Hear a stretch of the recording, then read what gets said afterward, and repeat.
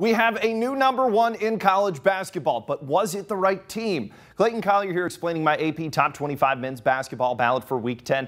The Zags are the new #1 in college basketball despite getting 11 less first place votes than Auburn. So my answer is no. As you see, my ballot, I have Auburn at #1, Gonzaga at #2. The Zags are #1 in net rating and just ran up 110 points or more against each of their last 3 opponents. But Auburn, #1 in strength of resume. They have 8 quad 1 or 2 wins, and they just beat Alabama, who Gonzaga lost to. I give the Tigers the edge in this one.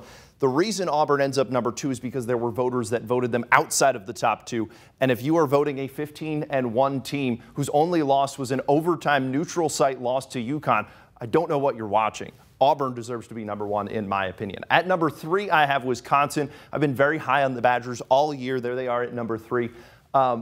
And other AP voters should be as well. They are 15-2. They just beat Ohio State. Their only losses were to the Buckeyes, so now they have a series split. The other loss was to Providence, and they didn't have Johnny Davis for that game. The Badgers have a terrific resume. I have them at #3. #4, Baylor. They only fall 4 spots, and 3 spots really, because they were the top team, one of 2 undefeated teams in college basketball left. That 0-2 week drops them down only to #4 in my ballot, 5 overall in the AP Top 25.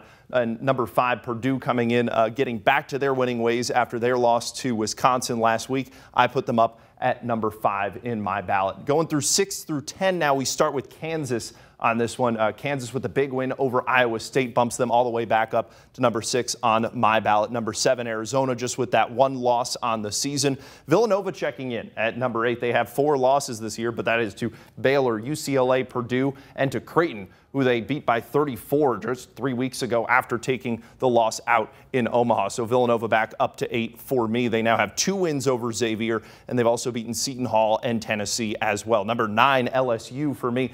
Big week for the Tigers last week. Then they take the loss to Arkansas. This time around, I just dropped them to 9 in my poll. Iowa State also going through a brutal Big 12 schedule right now. They beat Texas, lost to Kansas in Lawrence. I keep them at #10 right now.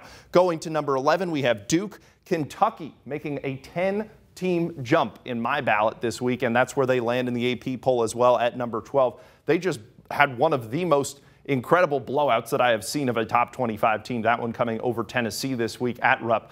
107-79 loss for the Vols. They fall out of my top 25. They still end up in the low 20s in the overall AP poll for that one, but the Wildcats just dominated in that game, so I moved them all the way up to 12 here. Michigan State takes the loss to Northwestern. That's the series split, so I dropped them down to 13. Houston at 14. UCLA taking a big loss for me in this one after the loss to Oregon in overtime. Bruins now just 18th in strength of resume, 21st in net, and they fall at 15th in my ballot this week. Texas Tech at #16. They topped Baylor in Waco. Looked like they were going to be moving up a lot further than this in my poll, but then they lose to Kansas State to end the week. Again, the Big 12 just keeps eating itself alive. I still move them up to 16th overall in the poll. Ohio State drops to 17th after the loss to Wisconsin for me.